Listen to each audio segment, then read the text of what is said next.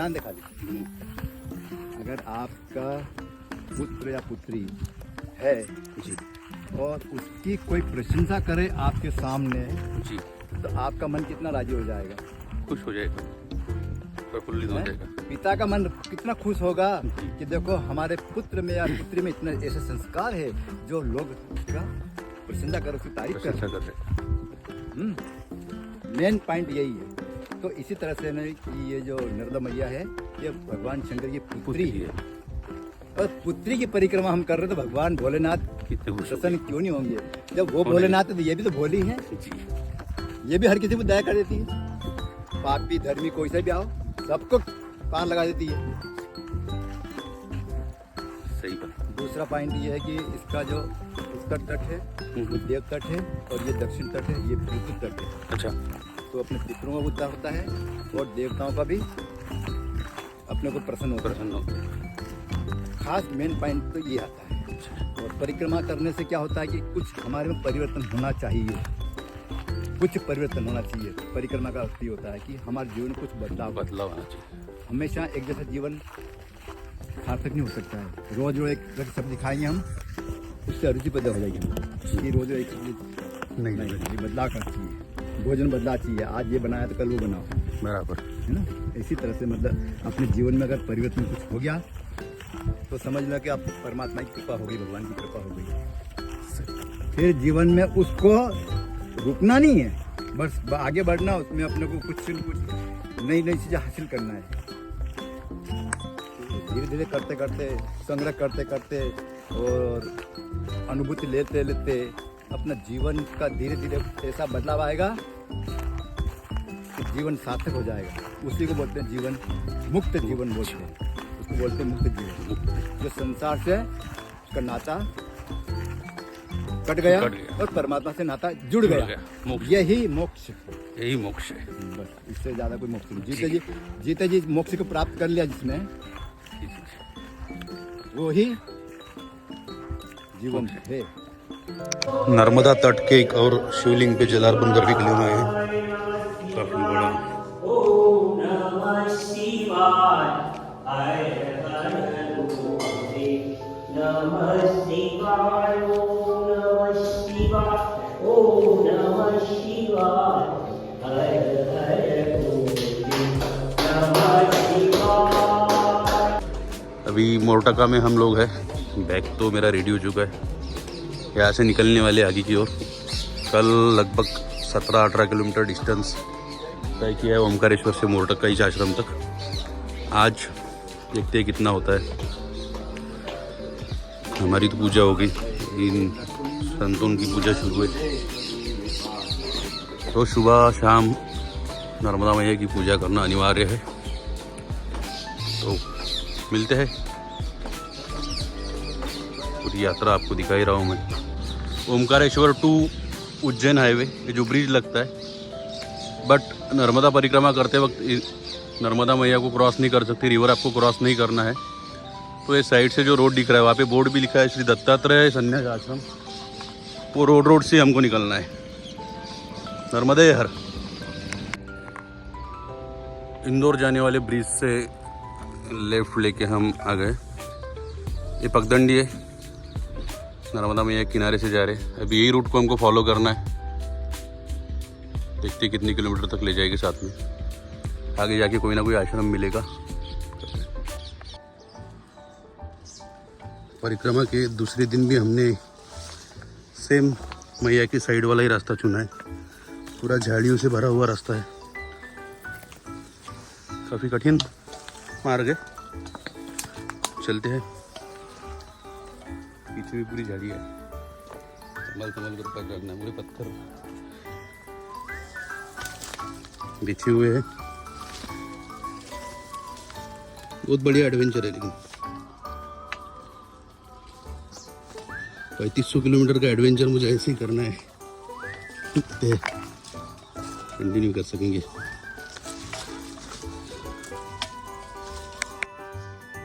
नर्मदे हर।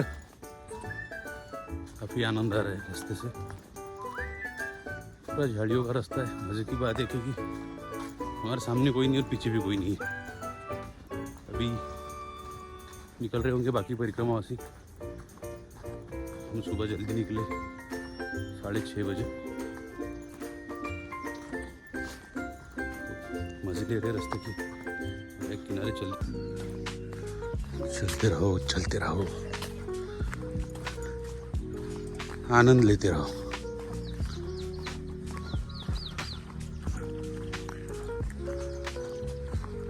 यही सुकून है। रास्ते में कोई नहीं है, अकेले चलते रहो, खुद से बात करो, प्रभु का नाम जप करते रहो। आनंद ही आनंद, कोई आगे पीछे ना हो, बस हम और नर्मदा मैया जी साइड से। मोरटका से लगभग 2 किलोमीटर बाद माँ नर्मदा सेवा कुटी, सीताराम आश्रम कटार, टिक्कड़ वाले बाबा, ये आश्रम यहाँ से ऊपर है, आप रुक सकते हो यहाँ पे भी। नीचे घाट है नर्मदा मैया का, और इधर से फिर परिक्रमा मार्ग स्टार्ट।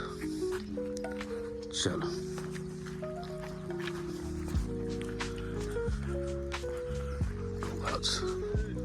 नर्मदे जी बाबा जी, जी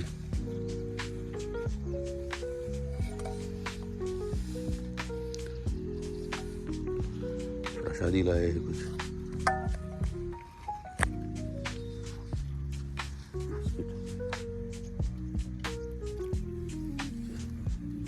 नर्मदे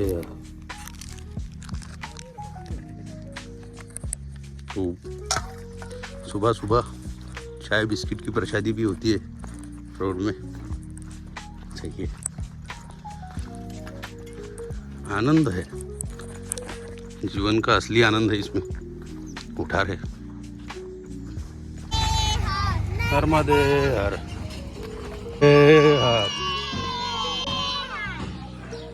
भाई, किसी भी गांव में जाओ ना, किसी भी गांव में जाते हो, छोटे बच्चे बड़े बुजुर्ग, नर्मदे हर माता जी, हर एक व्यक्ति नर्मदे हर बोल के प्रणाम करेगा। नर्मदे हर बाबा जी, नर्मदे हर।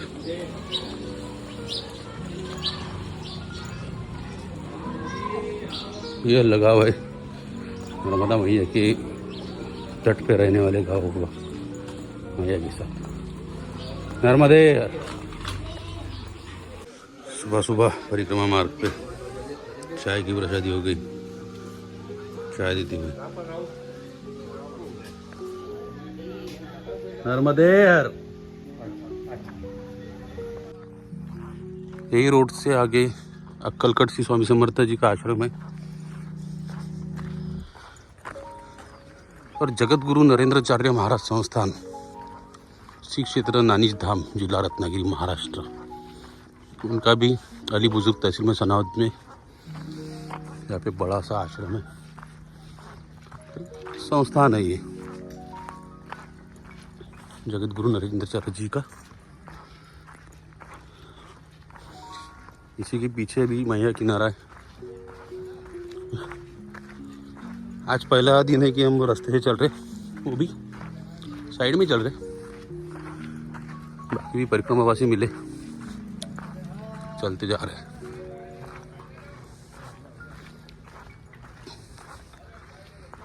ये भी एक आश्रम है। यहाँ हर कोई आपको चाय, बाल भोग मतलब ब्रेकफास्ट, सबके लिए बुलाएगा। हर आश्रम, हर घर में व्यवस्था हो जाएगी। नर्मदे हर। काफी बड़ा कैंपस है इनका।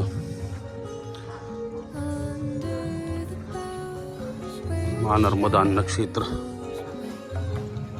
यहाँ भोजन प्रसादी भी कराते हैं।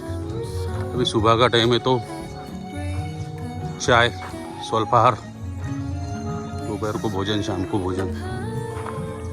नर्मदे हर बाबा।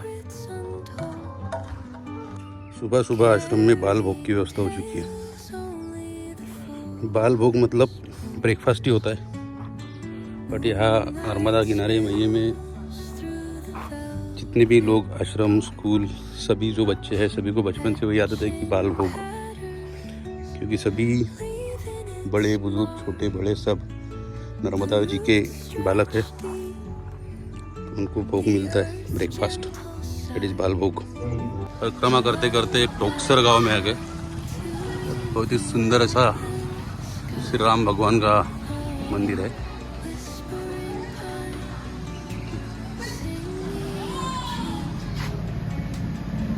सीताराम, यही वो गौतम ऋषि की तपस्थली है जहाँ गौतम ऋषि ने तपस्या की थी। तो इसके नीचे गुफा है, पूरी बावड़ी बनी हुई है जिसको कुआ सादी भाषा में। बावड़ी के अंदर गुफा और यहाँ पे गौमुख। सदैव नीलकंठेश्वर महादेव के ऊपर जल धारा चलती रहती है, ऊपर नागनाथ महाराज। तो हम अभी है टोकसर में। टोकसर में ये गौमुख है, गौतम ऋषि की गुफा भी है। यहाँ पे एक और ऊपर मंदिर है, हम देखेंगे। यही वो गौतमेश्वर महादेव जी का शिवलिंग जो गौतम ऋषि द्वारा स्थापित किया था, जिसके बारे में पंडित जी ने हमें बताया अभी। गौतमेश्वर महादेव मंदिर गौमुख आश्रम टोकसर है। इसका प्राचीन ये है कि यहाँ गौतम ऋषि की तपोस्थली है। उन्हें गौ हत्या से श्रापित हुए थे, तब उन्होंने यहाँ तपस्या करके उस श्राप मुक्त करके और कहीं ऋषियों को यहाँ आमंत्रित करके उन्होंने उनकी परीक्षा ली थी गौतम ऋषि की। तब यहाँ गंगा जी का उद्गम, गोदावरी उद्गम और ये गौतमेश्वर महादेव मंदिर के उन्होंने स्थापना करी। तो शिवलिंग अभी है, वो शिवलिंग है अभी। कब की स्थापना होगी? ये तो अब बहुत प्राचीन है, पर उसके बाद में जैसे ही शिवलिंग था तो ये अहिल्या मासा होलकर सरकार ने ये इसका जीर्णोद्धार उसके ऊपर मंदिर बनवाया था छोटा सा, और बावड़ी भी बनवाई थी वहीं पे, जो गौमुख अभी है, जो गौमुख का भी है। और उसके बाद से निरंतर ये चल रहा है। उसके बाद में पहले गुम्मद था, अब इस पे हमने शिखर वगैरह बनवाया है। पहले गुम्मद था, अभी भी गुम्मद है। वो गुम्मद के साइड से शिखर चालू कर दिया, शिखर फिर ये बनवाया। चलिए, पसंदीदा सब्जी करेले के खेत पहली बार देखा है। परिक्रमा का दूसरा दिन, अभी पीतनगर रुके थे, पीछे पीतनगर से अभी जा रहे हैं रावेरखेड़ी की तरफ। 2 दिन में पहली बार टार रोड लगा है, मतलब डांबर का रोड। अभी तक तो मैया किनारे चल रहे थे, उसके बाद फिर थोड़ा मिट्टी वाला रोड था, अभी लगा है डांबरी रोड। और भाई सिर्फ 11 बजे सुबह के धूप इतनी भयंकर है, तेज धूप चल रही है, हालत खराब। रोड पे कोई नहीं, सिर्फ एक परिक्रमावासी दिख रहे सामने, मैं हूँ। बस चलते रहो, पीछे भी कोई नहीं।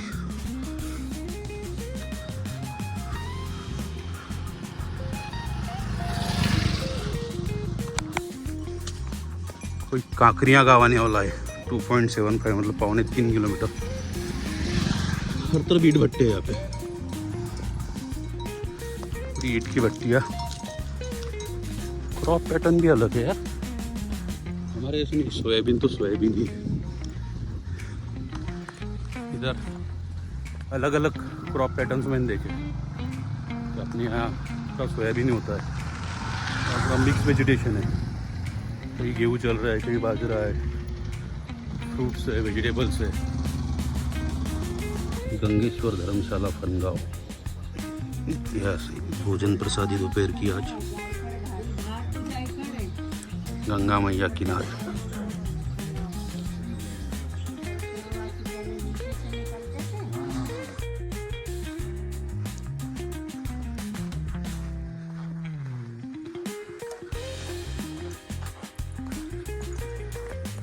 पूरा गेहूँ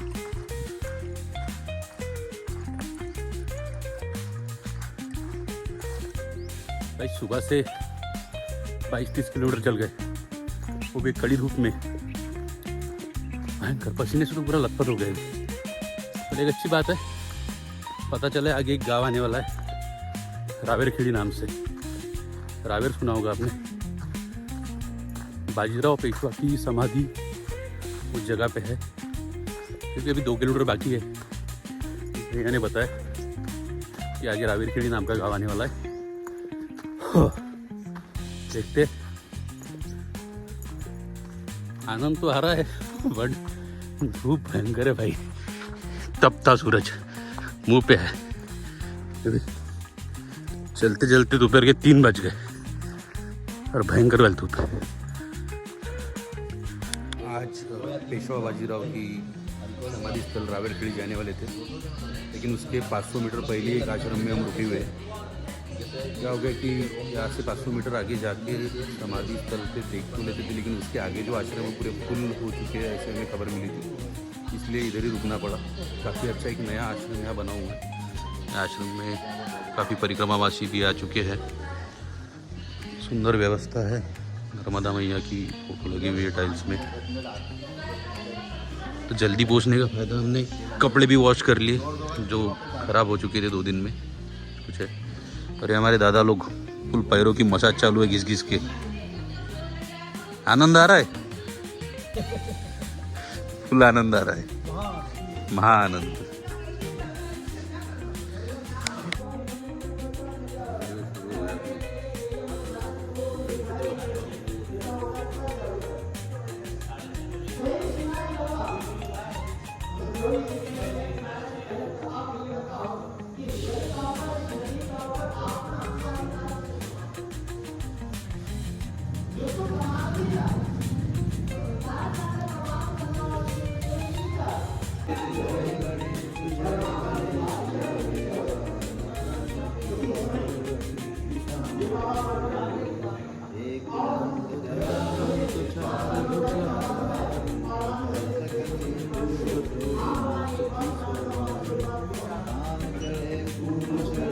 आश्रम के अंदर हमारा रात्रि का भोजन तैयार है।